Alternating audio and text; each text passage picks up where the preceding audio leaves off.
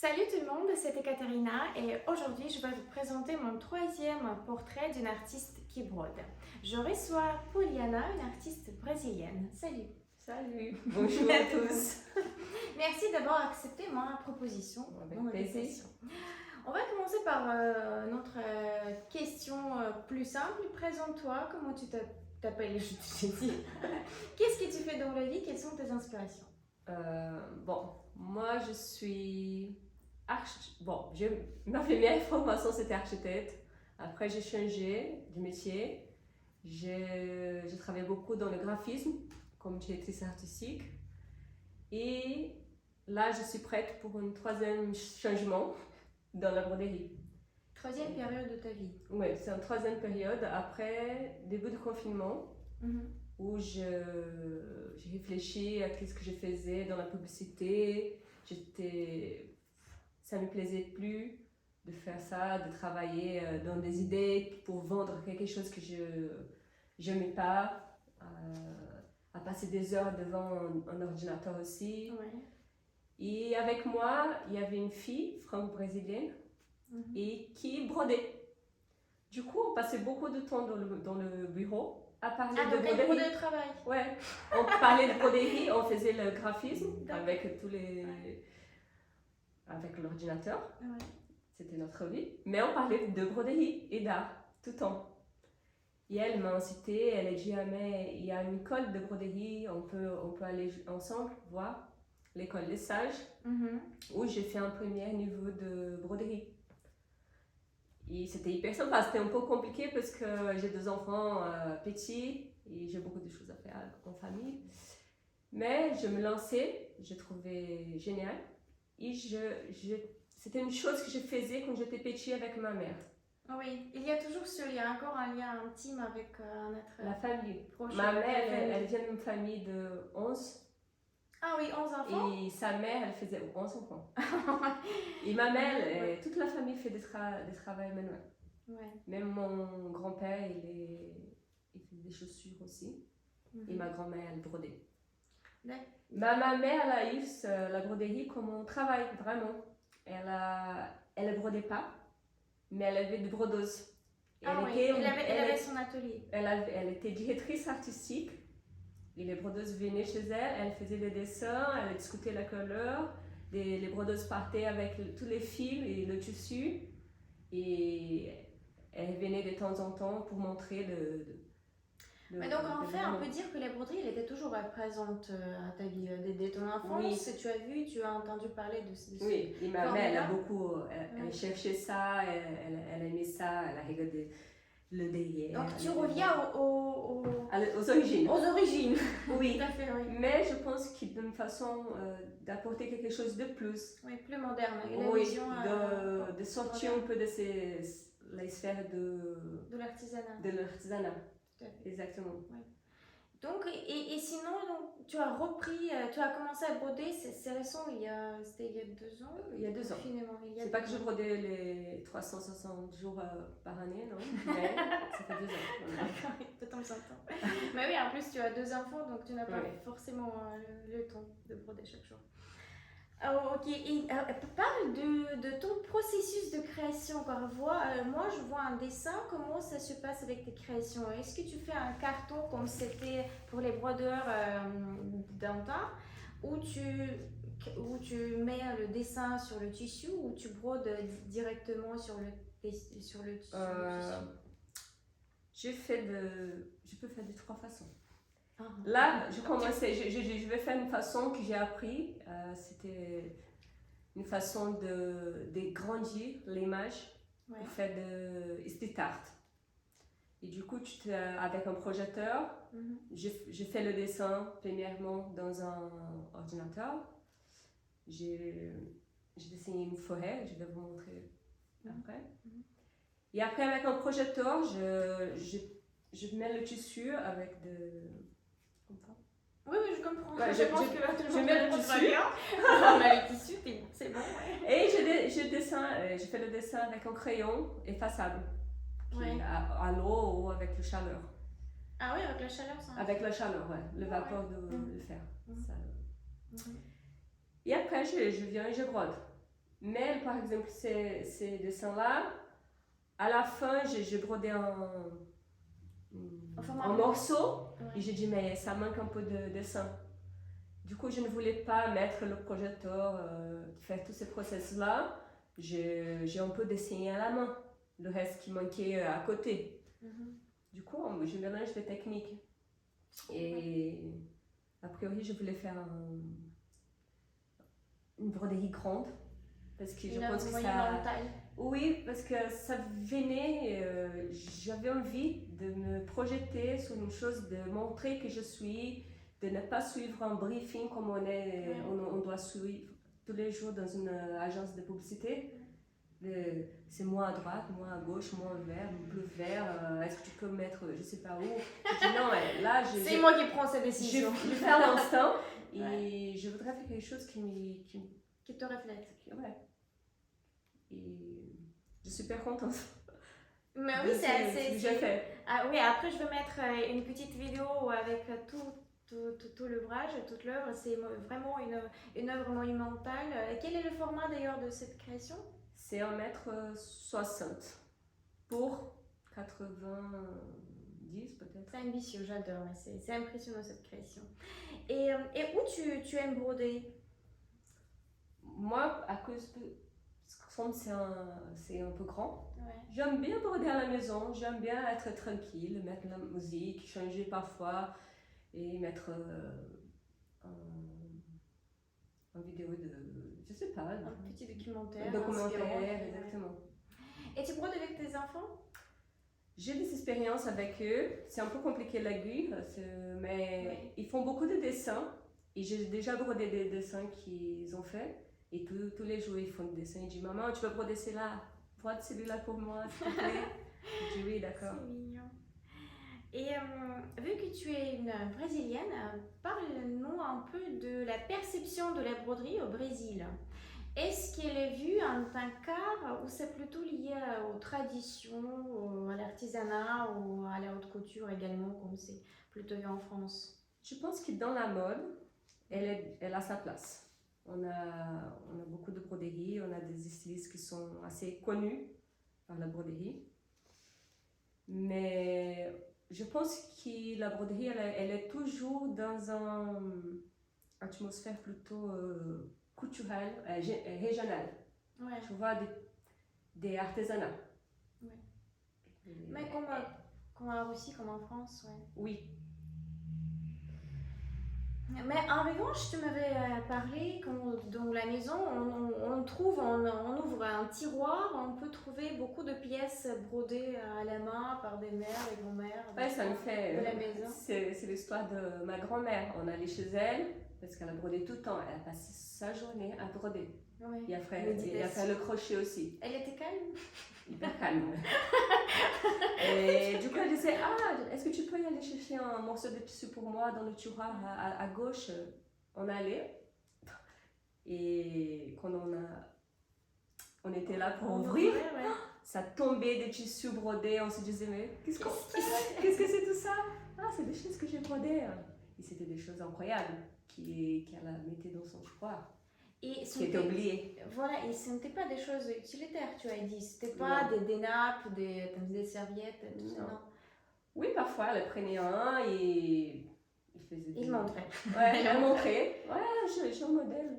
Donc, si ce ne sont pas des œuvres utilitaires et qui étaient créées, qui étaient un fruit d'une nécessité intérieure, donc il s'agit bien des œuvres d'art intime. Mais qu'on n'ose pas forcément exposer car ce n'est pas vu en tant qu'art majeur. Ouais, je pense que pour être considéré une œuvre d'art, il faut aussi que les gens commencent à se nourrir de cette histoire qui nous manque. Qui nous manque à nous-mêmes de la connaître et de la raconter. Des lacunes dans l'éducation par rapport à ce sujet, c'est vrai, oui. Et dis-moi par hasard... La broderie, par exemple, ça, tu me fais penser une chose. Ouais. Quand j'étais petite, à 10 ans, j'ai déménagé. J'habitais dans un village tout petit. Et dans cette école-là, les filles, elles entraient d'un côté, les garçons de l'autre côté, c'était un peu à l'ancienne. Et aussi pour les créations d'art, les filles brodaient et les garçons faisaient le travail de bois. Mais personne ne nous a raconté des histoires. Qu'on crée des œuvres d'art. C'est juste, voilà, on va apprendre à broder. Mais qu'est-ce qu'on va faire avec la broderie? Mais tu sais, Des serviettes. Moi, des serviettes.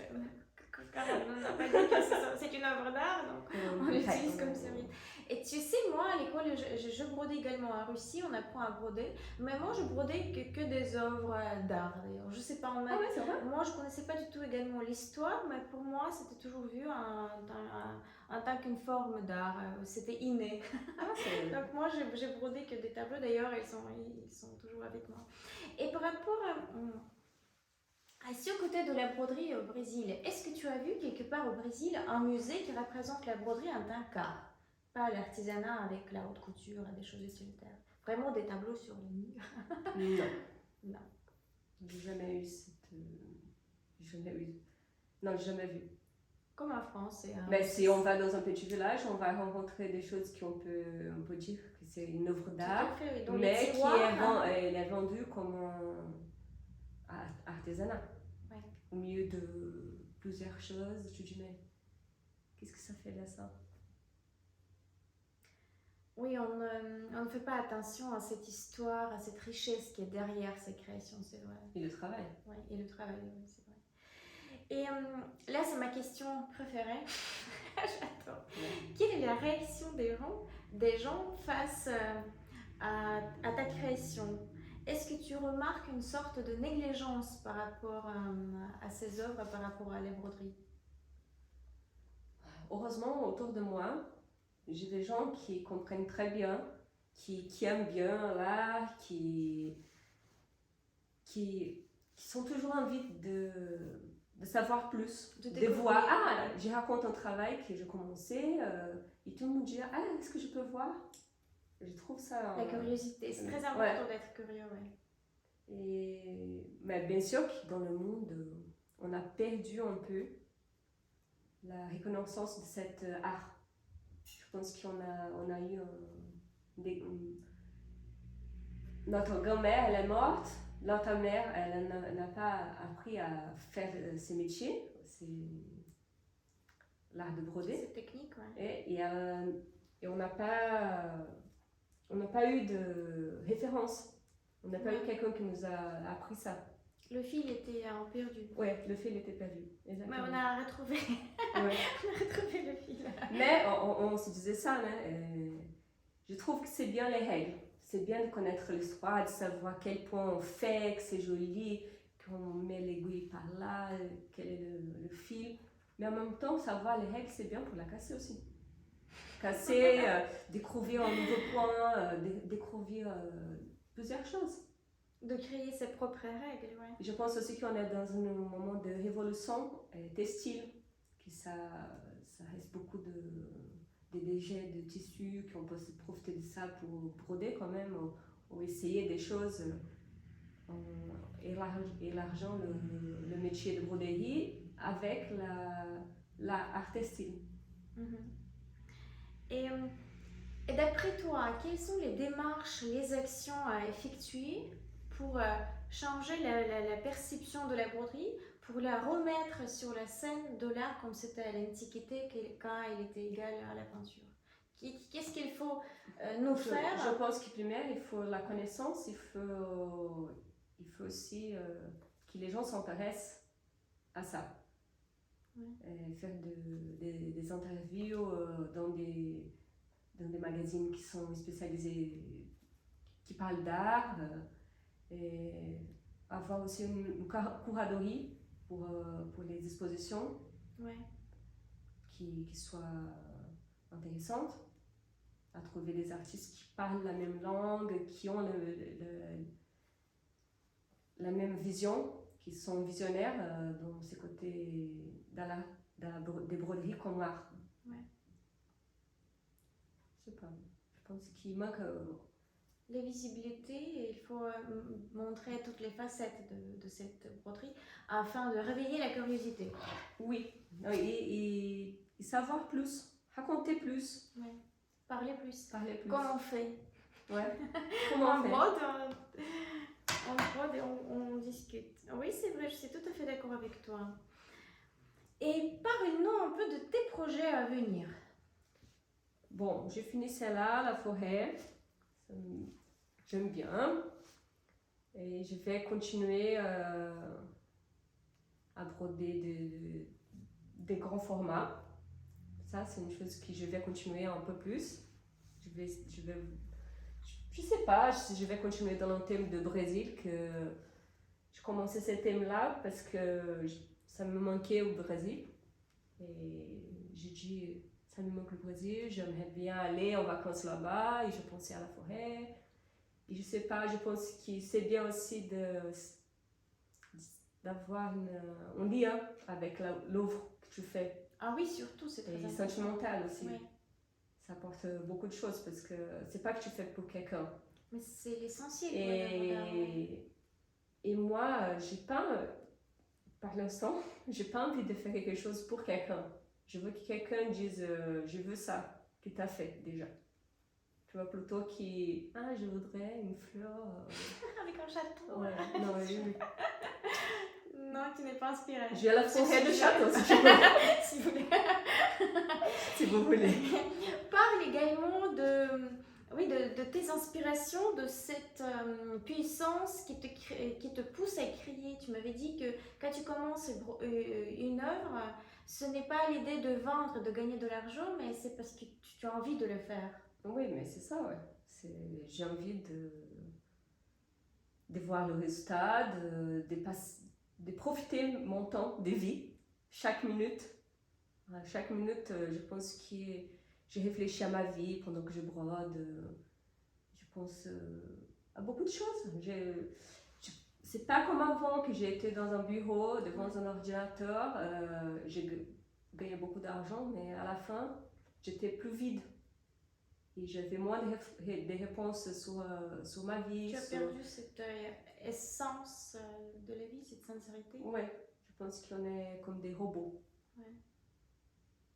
Tout à fait. Et là, on est plus... j'aime bien être sensible, je ne veux pas perdre ça. Je veux garder la sensibilité. Cette flamme sincère. Oui. Et... C'est beau. Quand tu es dans un cadre de bureau, tu peux pas être toi-même. Donc ta création, chaque ton œuvre, c'est une infusion sincère de tes réflexions, de tes inspirations. C'est très et en même temps, je ne veux pas jamais perdre. Je pense que le travail, pour moi, c'est un chemin à parcourir et à se nourrir à chaque jour. Et comme j'ai étudié l'architecture, c'est essentiel pour moi. Après le design graphique, et maintenant je découvre une autre chose qui va m'apporter plus, sans oublier les précédents. Du coup, j'associe tout ce que je sais comme graphiste pour faire la broderie. Et je garde aussi mon regard d'architecte pour choisir le plan. Je choisis qu'est-ce que je vais broder pour parler à des gens qui m'intéressent aussi. Parfois, je ne peux pas parler à tout le monde. Tu as raison. Parfois, je veux parler que à des gens qui... Merci d'avoir accepté d'aller avec moi. Moi, je fais partie des gens avec qui on peut parler. Non, mais j'ai dit en contexte plus... je ne veux pas que ma art, elle plaît à tout le monde. C'est pas le Ce n'est pas possible. C'est pas le bout. Tu n'es pas $1 pour plaire à tout le monde. Tu vois, je veux... Parfois, je peux penser de broder. Parfois, je pense à ça. Je voudrais broder le map de São Paulo. Ouais. Et tous les endroits comme si je traçais un peu le chemin que j'ai parcouru pendant 20 années dans cette ville. Du coup, toutes les adresses que j'ai habitées, toutes les adresses que je sortais, et par exemple les adresses des meilleurs amis, des choses qui m'ont vraiment marqué. Quelle jolie carte de mémoire. Oui, je pensais à faire ça. Personne ne veut ça. C'est que pour moi, finalement, tu vois. Oui. Mais Pour le moment, oui, ça peut être intéressant que pour tes proches, pour des gens qui te Oui, connaissent. sinon pour des Ouais. architectes, des urbanistes. Également, oui. Non, c'est super idée, oui, c'est très riche comme idée. Écoute, merci beaucoup pour tes réponses, c'était très enrichissant, très inspirant. Et dis-moi, là tu viens de créer ton Instagram. Ah oui, parce que c'était un peu tout mélangé. Oui. Et merci pour ces coups de... Pour d'inspiration. me pousser à venir, parce que j'ai dit, oui, je vais. Je suis pas trop une personne qui aime bien trop parler, j'aime pas faire des audios. Avec mes amis, je suis toujours en train d'envoyer des messages. Et non, ça fait du bien et je viens de créer et je vais mettre plus de travail.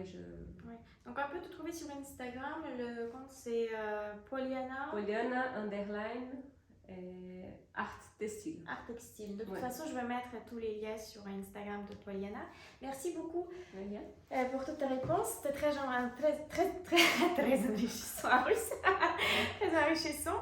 Et osez broder. Et, bon, une Russe, une Brésilienne, je pense que vous avez bien compris les accents. mais quand même, on ose. C'est charmant. C'est exactement dit. Tout le monde nous dit que c'est charmant. Oui, on espère. Oser broder et oser parler de la broderie a intéressé à cette forme d'art majeur. Et à la fin, je vais vous montrer cette création qui est vraiment monumentale et très ambitieuse. Merci d'avoir écouté nos réponses, nos discussions et à bientôt. Ciao. Merci.